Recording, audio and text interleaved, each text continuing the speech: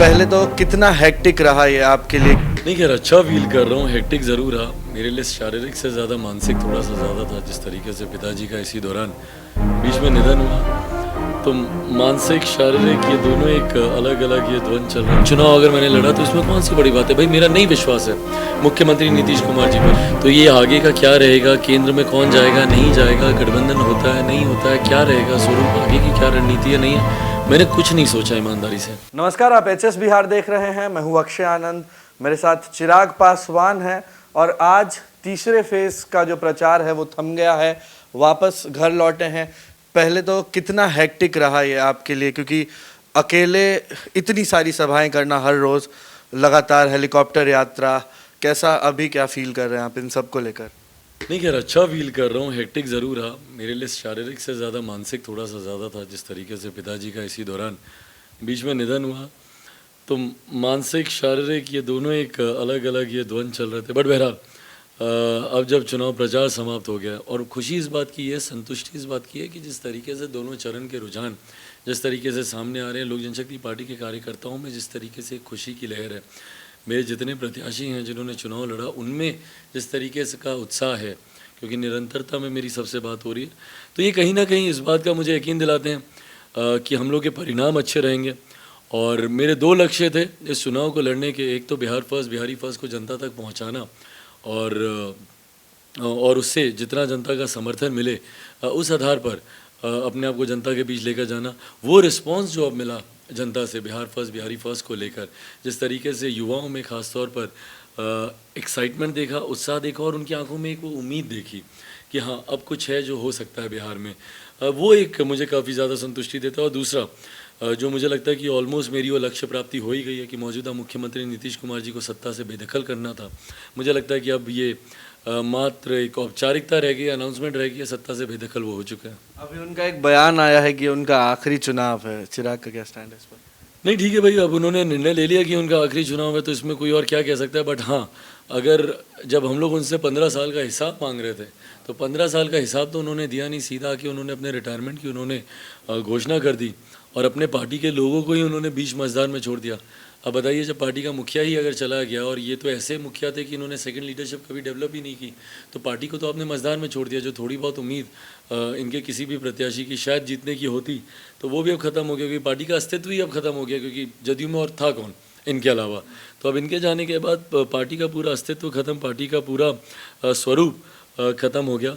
But बहरहाल अगर मुख्यमंत्री नीतीश कुमार जी ये बात सोच रहे हैं, अगर एक ये भी सोच है उनके इस निर्णय की कि जिस तरीके से जांच चल रही है और उसकी आंच उन तक नहीं आए, तो इस बात को मैं स्पष्ट कर दूं कि ये मैं छोड़ने वाला नहीं हूं। मुख्यमंत्री नीतीश कुमार जी ने जो भ्रष्टाचार किया है, भले वो 7 निश्चय में हो, शराबबंदी में हो, या बाढ़ में बाढ़ राहतों को राहत पहुंचाने के नाम पर जो पैकेजेस बांटे गए हैं और वो पैसा अपनी जेब में इन्होंने रखा है, क्योंकि कहीं पे उसके असर तो दिखा नहीं। तटबंध बनते हैं, पहली बरसात में टूट जाते हैं, तो ये सारे पैसे जाते कहाँ हैं? तो जो भी भ्रष्टाचार मुख्यमंत्री नीतीश कुमार जी ने किया, अगर वो सोच रहे हैं कि संन्यास लेने से उस भ्रष्टाचार के आरोपों से उनका पीछा छूट जाएगा, ये मैं होने नहीं दूंगा। भले वो संन्यास लेकर एकांत में चले जाएं, जहाँ पे भी चले जाएं, आपके पाप आपका पीछा कभी नहीं छोड़ते। और इसी तरीके से मैं भी इन भ्रष्टाचार के आरोपों से जब तक उनको सज़ा नहीं मिल जाए, जब तक उनके ऊपर कार्रवाई नहीं हो जाए, तब तक मैं भी उनका पीछा नहीं छोड़ूंगा। चिराग पासवान के पास क्या सबूत हैं इन घोटालों के जिसका आरोप आप नीतीश कुमार पर लगा रहे हैं? देखिए, जिस तरीके से 7 निश्चय में जांच की शुरुआत हो गई है, एक एक करके तमाम सबूत भी सामने आ जाएंगे। पर आप ये बताइए कि जिस तरीके से बिहार की जनता की, जब मैं बिहार फर्स्ट, बिहारी फर्स्ट जब मैं यात्रा में गया, लोगों ने मुझे खड़े होकर वो टूटी हुई टैंकियाँ दिखाई, फटे हुए पाइप्स दिखाए, उबड़ी हुई सड़कें दिखाई कि भैया ये देखिए यहाँ पे नली गली के नाम पे इन्होंने सड़क उखाड़ के रख दी है, अब कोई काम नहीं हो रहा, पैसा जा रहा है। कौन नहीं ऐसा है बिहार में, और आप सब भी उसके गवाह हैं, साक्षी हैं, कौन ऐसा व्यक्ति है जो ये ना बोलता हो कि भैया 40% कमीशन लिया जा रहा है नली गली में, 50% कमीशन लिया जा रहा है इस योजना में। जब ये सबको पता है और मुख्यमंत्री को नहीं पता हो, ये संभव ही नहीं है। ये मैं मानता ही नहीं कि ऐसा संभव है। तो मुख्यमंत्री अगर जान के चुप हैं तब भी उतने बड़े आरोपी हैं, इसमें सम्मिलित हैं तब भी उतने बड़े आरोपी हैं। जो भी, अभी तो मैं सिर्फ जांच कर रहा हूँ। अभी तो सोचिए, जांच का नाम सामने आया तो इन्होंने रिटायरमेंट की इन्होंने घोषणा कर दी। कल को अगर उसमें दोषी पाए जाएं तो भगवान जाने क्या करेंगे। अब चुनाव के नतीजों की तरफ बढ़ते हैं, इस चर्चा को ले जाते हैं। अगर इन नंबर ऑफ सीट्स में पूछूं, चिराग क्या एक्सपेक्ट करें कि बिहार उन्हें कितनी सीटें दे रहा है? इतनी सीटें ज़रूर देगा कि भाजपा लोजपा मिलकर हम लोग सरकार बना लेंगे। अच्छा, मतलब इतना कॉन्फिडेंस है। तो फिर अगला सवाल ये भी कि भाजपा की ओर से चिराग के हिसाब से मुख्यमंत्री का चेहरा कौन है सबसे बेहतर? देखिए, ये 2-3 नाम ज़रूर हैं मेरे जहन में, बट मुझे लगता है कि it's too early to reveal any name. जब तक गठबंधन के भीतर बैठकर इसको लेकर चर्चा नहीं हो। मेरे अभी पार्टी के विधायक भी तमाम जीत कर आएंगे, उनसे भी बैठकर विचार विमर्श करना है। बट अंततः एक बार भाजपा के साथ बैठकर ये चर्चा हो, 10 तारीख को पहले परिणाम आए, उसके बाद बैठकर चर्चा करेंगे। एक दूसरा सिचुएशन जो ये क्रिएट हो रहा है, चर्चाएं खूब हो रही हैं कि अगर चिराग का अलग लड़ना महागठबंधन और राजद को इतना ज्यादा फायदा पहुंचा देता है कि उनके पास बहुमत आ जाती है, तो क्या भाजपा चिराग को एक्सेप्ट करेगी उसके बाद भी? भाई, ये नुकसान जो भी हुआ है गठबंधन को, वो सिर्फ और सिर्फ नीतीश कुमार जी की वजह से हुआ है। ये आक्रोश तो जनता का वैसे भी था ही। जिस तरीके से जनता आक्रोशित है मुख्यमंत्री नीतीश कुमार जी को लेकर, मेरा और भाजपा का गठबंधन केंद्र में पहले भी था, आज भी और हमेशा रहेगा। और ये गठबंधन धर्म की परंपरा रही है। आप स्वतंत्र होते हैं कि कौन से प्रदेश में आपको चुनाव अकेले लड़ना है, नहीं लड़ना है। भाई, भाजपा ने मेरे सामने चुनाव नहीं लड़ा मणिपुर में हम लोग के भी प्रत्याशी वहाँ पर उतरे, तो सामने भाजपा ने भी चुनाव लड़ा वहाँ पर। झारखंड में भी भाजपा ने चुनाव लड़ा। भाई, हम लोग तो झारखंड में हम लोग पहले भी लड़ते रहे, वहाँ पर भी इन्होंने अकेले होकर चुनाव लड़ा। जनता दल यूनाइटेड ने चुनाव लड़ा गुजरात में जाकर, जब प्रधानमंत्री आज के उस वक्त के गुजरात के सीएम थे, तब ये लोग वहाँ पर जाके चुनाव लड़ते थे। तो ये गठबंधन धर्म की परंपराएँ रही हैं। आप आमने सामने राज्यों में आप चुनाव लड़ते हैं, तो अगर यहाँ पर अगर मैंने लड़ा तो इसमें कौन सी बड़ी बात है? भाई, मेरा नहीं विश्वास है मुख्यमंत्री नीतीश कुमार जी पर। मैं नहीं मानता कि इन मुख्यमंत्री के रहते हुए बिहार में कभी विकास हो सकता है या बिहार कभी आगे बढ़ सकता है, क्योंकि इनकी नीतियों पे ही मुझे विश्वास नहीं है। 7 निश्चय नली गली बनाने से क्या बिहार का विकास हो जाएगा? क्या यहाँ पर आप हर घर में नल का जल दे देंगे तो क्या यहाँ पे आईटी सेक्टर खुल जाएगा, आईटी जॉब्स आने लग जाएंगी? क्या होगा? आप विकास के लिए आप कोई बड़ी सोच तो बताइए कि कैसे आप आईटी जॉब्स क्रिएट करेंगे, कैसे बिहार का राजस्व बढ़ाएंगे। लॉकडाउन में किस बात की दुहाई देते थे कि हमारे पास राजस्व की कमी है, संसाधनों की कमी है। तो संसाधन आपके बढ़े पिछले 15 साल में आपने क्या किया? अगले साल फिर बरसात के वक्त बाढ़ आएगी, उसके लिए आपने आज से क्या तैयारी करके रखी है कि अगले साल बिहार में जो बाढ़ आए उसका प्रकोप, उसका असर, उसका प्रभाव लोगों पे कम पड़े। तो जिस मुख्यमंत्री की सोच सैचुरेटेड हो गई हो, स्टैग्नेंट हो गई हो, उसके साथ मैं आगे नहीं बढ़ सकता था और इसीलिए मैंने अकेले लड़ने का निर्णय लिया। रामविलास जी के निधन के बाद केंद्र में एक मंत्री पद खाली हुआ है। चुनावों के बाद जब भी उसे अक्वायर करना हो, लोजपा से कौन जा रहा है वहाँ? देखिए, अभी तो ईमानदारी से मैंने सोचा ही नहीं। अभी तक तो मैंने बहुत सी चीज़ें कुछ सोची नहीं है, क्योंकि पापा का निधन एक ऐसे समय पर हुआ जब चुनाव एकदम पूरी तरीके से सर पर थे। तो ये आगे का क्या रहेगा, केंद्र में कौन जाएगा नहीं जाएगा, गठबंधन होता है नहीं होता है, क्या रहेगा स्वरूप, आगे की क्या रणनीति है, नहीं है, मैंने कुछ नहीं सोचा ईमानदारी से। अभी मेरा पूरा ध्यान केंद्रित है सिर्फ बिहार विधानसभा के चुनाव। 10 तारीख को एक बार परिणाम आए, उसके बाद आगे की बात करेंगे। चुनाव होने के कुछ ही दिन पहले रामविलास जी हम सबको छोड़कर चले जाते हैं। आपके लिए ये कितना मुश्किल था इन दोनों सिचुएशंस को, एक राष्ट्रीय अध्यक्ष और एक बेटा होने के नाते हैंडल करना? देखिए, टफ तो था ही, मानसिक तौर पर बहुत ज़्यादा था। आपके पिता का निधन होता है और उसके बाद तुरंत आपको काम पर लौटना पड़ता है। मैं तो खैर उन अभागों में से हूँ जिसको कि 5-6 घंटे के बाद ही काम पे लौटना पड़ा था। पापा की शाम को 6:05 में उनका निधन हुआ था और मैं रात में 12, साढ़े 12 बजे, 1 बजे के आसपास में पहले चरण के प्रत्याशियों की सूची मैं तैयार कर रहा था। मेरे पास विकल्प क्या था?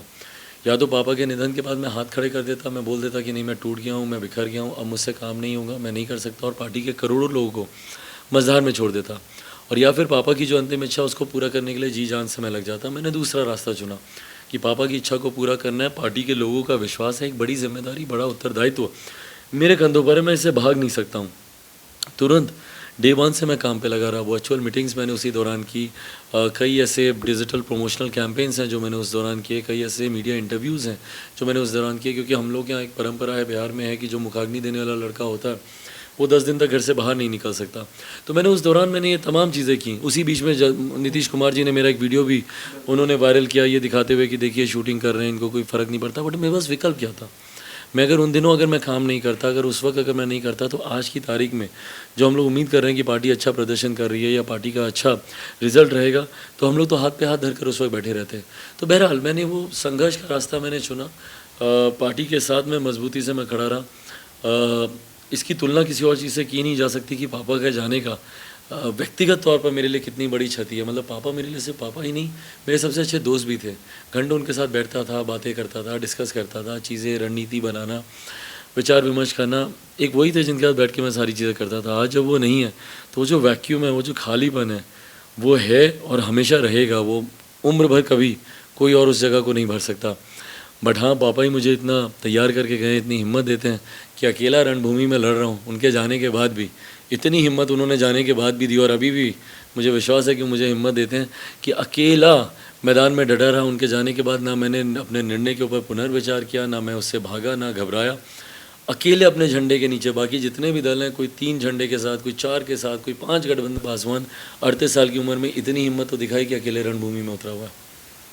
रामविलास जी की राजनीति और उनकी जो लोकप्रियता है, हर समाज, हर कौम, हर तबका उन्हें एक्सेप्ट करता है। अब जब उनके नहीं होने पर चिराग लोगों के बीच जा रहे हैं तो क्या रिस्पांस मिलता है? कोई पर्सनली भी आके कहता है, या उनके जो विचार थे, जो उनकी आइडियोलॉजी थी, आप उसे आगे बढ़ा रहे हैं, इस पर कैसा रिस्पांस आपको लोगों से मिल रहा है? ये उन्हीं का अंश, उन्हीं के संस्कार है मुझ में। स्वाभाविक है कि जो मैंने अपने पिता से सीखा उसी को ही, और मैं तो हर एक जगह मैं बोलता हूँ कि मेरे साथ तो केस ऐसा है कि for me he is the sun and I am the moon. I reflect whatever he emits, और अभी भी I reflect whatever he emitted. मैं जो भी हूँ मैं उन्हीं का ही दिया हुआ हूँ, और जो उनके सोचते, उनके विचार थे, मैं उसी को मैं रिफ्लेक्ट करता हूँ। तो आज की भी तारीख में पापा की भी हमेशा ये सोच थी, सर समाज को उन्होंने साथ लेकर चलने का काम किया। उन्हीं की सिखाई हुई सीख है, जो मैं अपने भाषण में ही बोलता हूँ कि बिहार में अगर कोई एक जाति है तो सिर्फ गरीबी की जाति है, और उस गरीब जाति में हर जात पात धर्म मज़हब के लोग हैं। जब तक आप हर गरीब व्यक्ति के हाथ को रोज़गार, उसको काम करने का अवसर, उसको इतना सक्षम नहीं बनाएंगे कि वो खुद कमा कर खुद खाए, तब तक आप बिहार का विकास नहीं कर सकते। पर कैपिटा इनकम, प्रति व्यक्ति आय को बढ़ाना ज़रूरी है। तो ना पापा ने कभी किसी जात धर्म को लेकर कभी भेदभाव किया, ना मेरे अंदर कभी ये भावना आई, और मैं भी सबको साथ लेकर चलना चाहता हूँ। जिस तरीके से लोगों का रुझान है मेरी तरफ, या अपनी सभाओं में जिस तरीके से मैं देखता हूँ कि जातीयता की बेड़ियाँ तोड़कर लोग मेरी सभाओं में आते हैं, धर्म की बंदिशें तोड़कर मेरी सभाओं में आते हैं, और उनकी आंखों में जो एक उम्मीद दिखती है, वो मुझे और ज़्यादा मोटिवेट करती है कि ये उम्मीद के साथ आया है मेरे पास, ये एक्सपेक्टेशंस के साथ आया है, इसकी एक्सपेक्टेशंस को पूरा करना है। उस वीडियो पर मैं भी जानना चाह रहा था, आपने पहले जवाब भी दिया है। दरअसल वो क्या इंसिडेंट था और उस वीडियो को आपके विरोधी यूज़ कर रहे हैं? एक बार हम चाहेंगे एचएस बिहार के ऑडियंस या फिर वो लोग जिन तक ये मैसेज नहीं पहुंचा है, आप वो इंसिडेंट समझें। डिजिटल कैंपेन था जिसको मैं लॉन्च कर रहा था, बिहार फर्स्ट बिहारी फर्स्ट। जैसा मैंने कहा कि वो 10 दिन में घर से बाहर नहीं निकल सकता था, और मेरे लिए ज़रूरी था कि मेरा मैनिफेस्टो कम से कम जनता तक पहुँचे, मेरा विजन डॉक्यूमेंट लोगों तक पहुँचे, तो उसको डिजिटली हम लोग को रिलीज़ करना था। उसी के लिए कैंपेन का मैं शूट कर रहा था। और ये एक शूट नहीं है, जैसा मैंने कहा कि मैंने निरंतर कई और शूट्स किए हैं, मैंने इंटरव्यूज़ दिए हैं, मैंने कई और प्रमोशनल ऐड के शूट्स मैंने किए हैं, कई ऐसे डिजिटल कैंपेन्स हैं जो मैंने शूट किए हैं, मैंने वर्चुअल रैलीज़, वर्चुअल मीटिंग्स मैंने की हैं। वो तो नीतीश जी मुझे लगता है या तो शायद वो ख़रीद नहीं पाई, या इससे अलावा उनको और कोई ऐसी बाइट या विजुअल उनको अवेलेबल नहीं हो पाया, या शायद जैसा मैंने कहा कि ख़रीद नहीं पाए होंगे, क्योंकि ये भी शायद काफ़ी महंगा उन्होंने ख़रीदा होगा। बट जो भी बात है, तो वो और अगर दिखाते तो लोगों को और ज़्यादा क्लैरिटी आती, क्योंकि मैंने अपने पहले चरण के प्रत्याशियों से, क्योंकि उस वक्त संभव ही नहीं था कि मैं उनसे मुलाकात करता, जिस तरीके से घर में श्राद्ध के पूरे कार्य चल रहे थे, तो मैंने उनके साथ मैंने अपने सारे संवाद डिजिटली किए हैं। वर्चुअल रैलीज़ मैंने उस दौरान बहुत किए हैं, बहुत सारे इंटरव्यूज़ हैं जो कि ऑन एयर हुए हैं, वो सारे इंटरव्यूज़ वो सब मैंने वहीं पर बैठ के पापा के सामने, और मेरे लिए कहीं ना कहीं वो एक कमरा ऐसा है आज की भी तारीख में जो मुझे हिम्मत देता है। मैं जब वहाँ पर बैठ के पापा की तस्वीर के सामने जब मैं कोई काम करता हूँ, मुझे ऐसा लगता है कि पापा सामने हैं, और जैसे मैं उनसे वैसे ही बैठ के बात करता था, मैं अभी भी रात बेरात उठता हूँ, मैं वहीं जाता हूँ, पापा के साथ बैठता हूँ, वहीं पे उनको बताता हूँ कि दिन में ये क्या वो क्या। ये एक मेरा तरीका अपने आप को हील करने का, मेरा तरीका अपने आप को ताकत देने का। अगर आपको ये तरीका गलत लग रहा है कोई बात नहीं, पर ये चुनाव का नैरेटिव नहीं हो सकता, इसके आधार पर आप चुनाव नहीं लड़ सकते। आप चिराग पासवान की नीति को लेकर आप कुछ ही ना बोले कि भैया बिहार फर्स्ट बिहारी फर्स्ट सबसे घटिया विजन डॉक्यूमेंट है। आप बोले कि चिराग पासवान के पास समझ नहीं है, जानकारी नहीं है, बिहार को नहीं समझता, पढ़ा लिखा नहीं है, अनपढ़ है, जानकारी का अभाव है, इसको बोलता नहीं है, बोल नहीं पाता, समझा नहीं पाता। आप इस तरफ वार कीजिए ना। एक ऐसी चीज़ को लेकर आप मेरे ऊपर अटैक कर रहे हैं, मतलब इतनी भी संवेदना नहीं कि एक लड़का जिसके पिता को गुजरे हुए अभी 2 हफ्ते नहीं हुए, 3 हफ्ते नहीं हुए, और आप उसके बारे में ऐसी ऐसी बातें कर रहे हैं, आप उसको प्रमाण देने की बात कर रहे हैं कि दिखाए कि वो अपने पिता से कितना प्यार करता है। नहीं दिखाना नीतीश कुमार जी मुझे आपको, कौन है आप कि मैं आपको प्रमाणित करूँ कि मैं अपने पिता से कितना प्यार करता हूँ? ये मेरे और पापा के बीच की बात है, मैं उन तक ही रखूँगा, आप तक मैं क्यों बताऊँ? और जितने लोग मुझे जानते हैं वो इस बात को समझते हैं कि मेरा और पापा का क्या रिश्ता था। जो अपने हैं वो इस बात को समझेंगे और जो नहीं समझ रहे उनको मुझे समझाना भी नहीं है। हम सीतामढ़ी में थे कुछ दिन पहले, वहाँ लोग कह रहे हैं कि राम के मोदी हैं और सीता के चिराग हैं। आपने कुछ वादा किया वहाँ के लोग? मैं बिल्कुल सीतामढ़ी गया था माता सीता के दर्शन करने। मैं अपनी माँ से बहुत प्यार करता हूँ। मॉम से उनका मैं बहुत सम्मान करता हूँ। मेरे लिए she is like a pillar of strength. और मैं मानता हूँ कि अगर इसी का ही अगर कोई एक दैवीय स्वरूप है तो माता सीता है। मेरा विश्वास है कि माता सीता मातृत्व का सबसे खूबसूरत स्वरूप है। माता सीता नारी स्वाभिमान का सबसे सशक्त स्वरूप है। तो जब मैं गया उनका आशीर्वाद लेने, मुझे इस बात का एहसास हुआ कि भाई माता सीता भगवान राम बिना अधूरी हैं और भगवान राम माता सीता बिना अधूरे हैं। तो अगर अयोध्या में इतने भव्य राम मंदिर का निर्माण हो रहा है तो सीतामढ़ी में माता सीता की जन्मस्थली यहाँ पे क्यों नहीं उतने भव्य मंदिर का निर्माण हो सकता? क्यों नहीं दोनों के बीच में एक सियाराम 6 लेन का कॉरिडोर बन सकता है, ताकि हर वो भक्त जो भगवान राम का दर्शन करने जाए वो माता सीता का भी आशीर्वाद लेने आए। ये मेरी व्यक्तिगत आस्था की बात है। बट अगर इसको जो कि मैंने बिहारी फर्स्ट में मैंने डाला है, इसको अगर आप टूरिज़्म से जोड़कर आप देखें, धार्मिक पर्यटन हो या जितने भी और पर्यटक स्थल हो, मेरी ये सोच है और मैंने बिहारी फर्स्ट में मैंने डाला है जॉब्स अपॉर्चुनिटीज़ क्रिएट करने के लिए। ये भी एक बहुत अच्छी संभावना और अनंत संभावनाएं ऐसी हैं जो कि एक्सप्लोर नहीं की गई हमारे प्रदेश में, कि अगर ऐसे टूरिस्ट स्पॉट्स को अगर हम लोग आइडेंटिफाई करके अगर उसको विकसित कर दें, जैसे सीतामढ़ी में माता सीता का हो, या लछवाड़ में भगवान महावीर की जन्मस्थली है, या वैशाली है, या बोध नगरी है बोध गया में, या गुरु गोविंद सिंह जी का है पटना साहिब में, या जितने सूफी संतों की मज़ारें हैं, या हम लोग अजंता एलोरा जाते हैं, शेर घाटी में इस तरीके की केव्स हैं, अगर उसको हम लोग विकसित कर दें, टाइगर रिजॉर्ट्स हैं, नेपाल से जो एडजस्टिंग जो बॉर्डर है वहाँ पर अगर हम लोग उसमें रिजॉर्ट्स बनाएं तो अनंत टूरिज़्म को अट्रैक्ट करने की हम लोग के पास संभावनाएं हैं। इससे ना सिर्फ प्रदेश का राजस्व बढ़ेगा, ना सिर्फ यहाँ पर निवेश आएगा, होटल्स रिजॉर्ट्स यहाँ पे खुलने लगेंगे, बल्कि यहीं के स्थानीय युवाओं को यहीं पर रोज़गार की संभावनाएं भी बढ़ेंगी।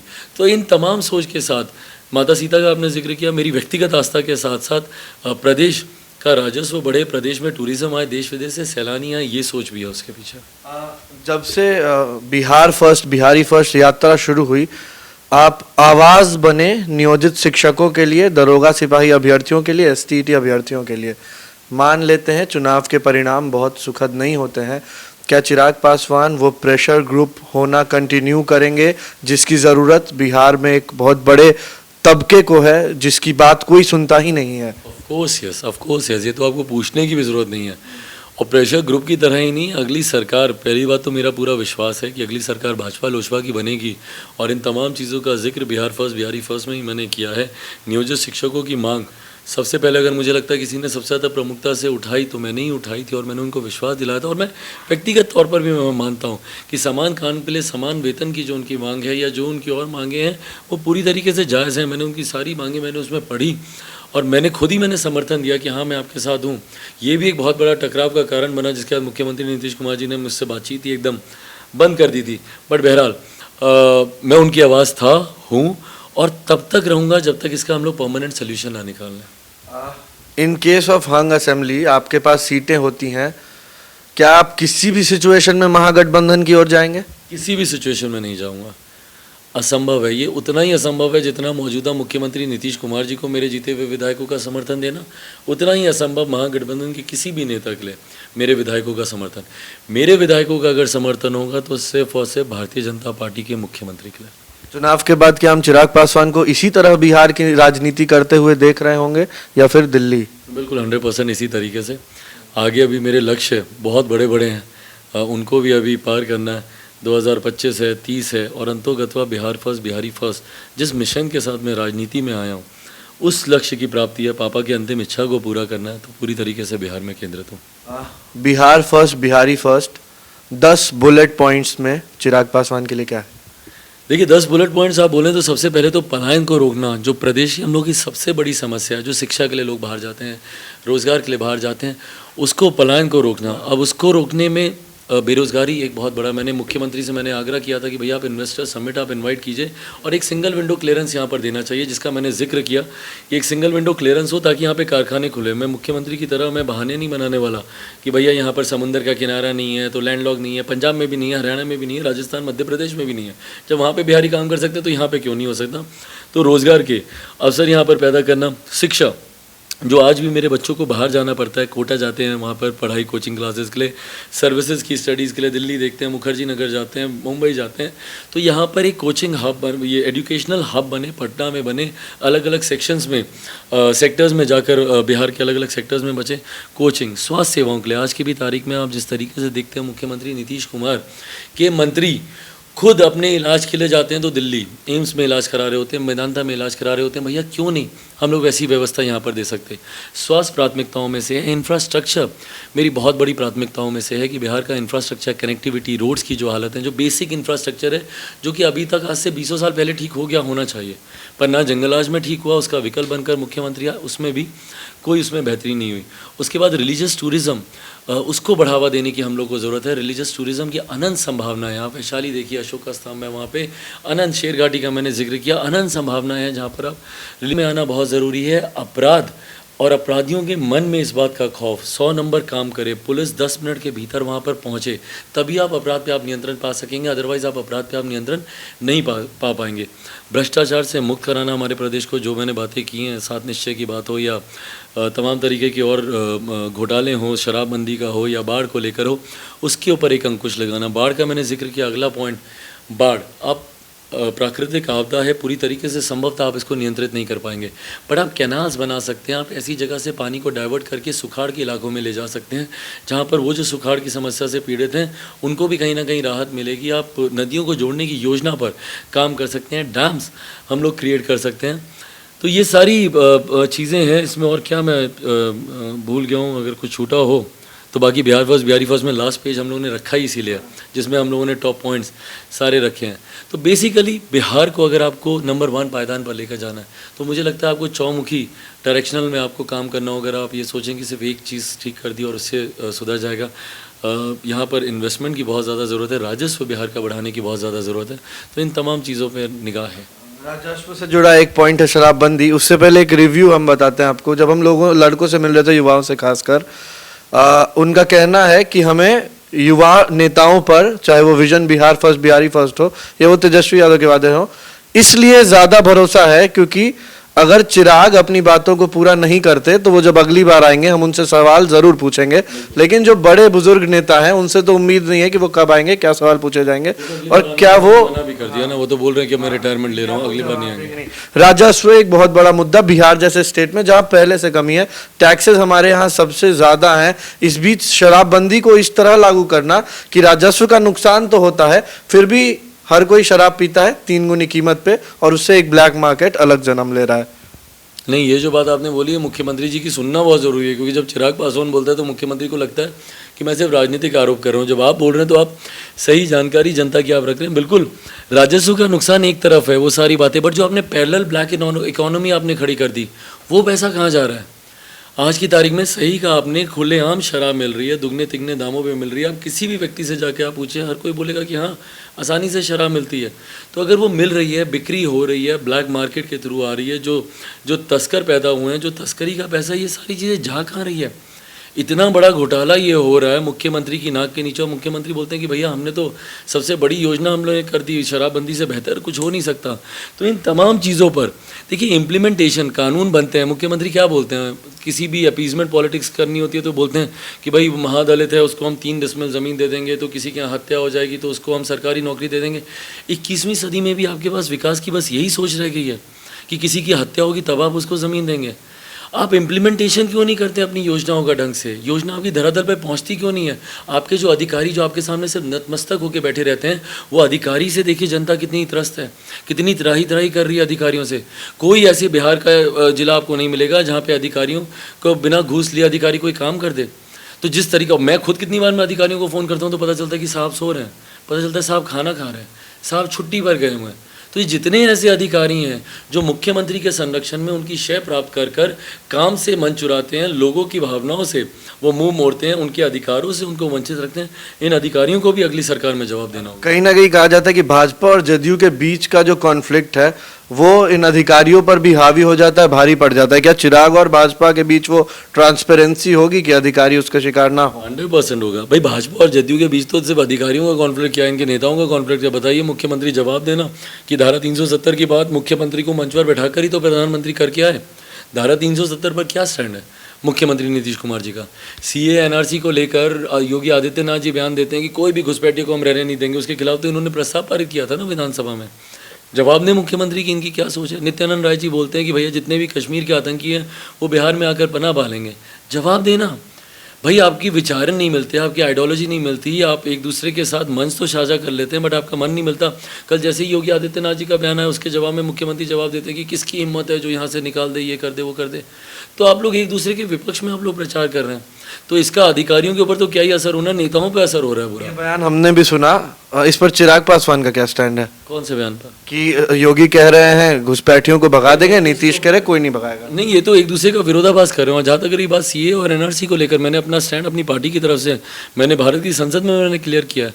हम लोग के भी इसमें कुछ कंसर्न थे, कुछ इश्यूज़ थे जो हम लोगों ने गृह मंत्री और प्रधानमंत्री जी के साथ बैठकर हम लोगों ने उसको सॉर्ट आउट किया और उसके बाद मैंने इसके पूरी तरीके से इसके समर्थन में मैंने हाउस में पार्लियामेंट में खड़े होकर मैंने अपनी बातों को रखा है। बट हाँ, ये दोनों क्लियर करें ना कि ये योगी आदित्यनाथ जी किसको सुना रहे हैं और हमारे मुख्यमंत्री किसको जवाब दे रहे हैं, किससे बात कर रहे हैं।